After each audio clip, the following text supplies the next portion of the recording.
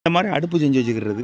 அடுப்பு செஞ்சு வச்சு இதில் வந்து பொங்கி நம்ம அதை வந்து தவிடு இருக்குல்ல, கோதுமை தவிடு, அதை மிக்ஸ் பண்ணி ஒரு நேரம் மத்தியானம் போட்டு விட்டுறது.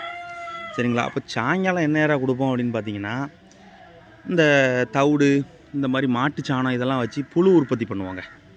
இந்த புழு உற்பத்தி பண்ணி அதை கொடுப்போம். இப்போ வந்து பார்த்திங்கன்னா மேய்ச்சல் முறையில் வளர்க்காமல் இப்படி அடைச்சி போட்டு வளர்க்கிங்கன்னு நீங்கள் நினைக்கலாம்.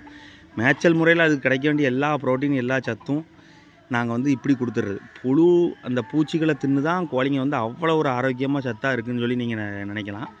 அந்த இதெல்லாம் நம்மளே தயார் பண்ணி கொடுத்துட்றது. இப்போ புழு வந்து சாயங்காலம் கொடுப்போம். அப்படிங்கும்போது கோழிங்கெல்லாம் பாருங்கள், உங்களுக்கே தெரியும், நல்ல ஹெல்த்தியாக இருக்கும், ரொம்பவே ஒரு ஆக்டிவாகவும் இருக்கும். அதனால் இப்படி தான் நம்ம கோழி வளர்க்குற முறை. இது உங்கள்கிட்ட ஷேர் பண்ணிக்கணும்னு நினச்சேன். இந்த பதிவு உங்களுக்கு கண்டிப்பாக பிடிக்கும்னு நம்புகிறேன். மேலும் இது போன்ற பதிவுக்கு நம்ம சேனலை சப்ஸ்கிரைப் பண்ணி வச்சுக்கிடுங்க. லைக் பண்ணுங்கள், ஷேர் பண்ணுங்கள், கமெண்ட் பண்ணுங்கள். Thank you friends.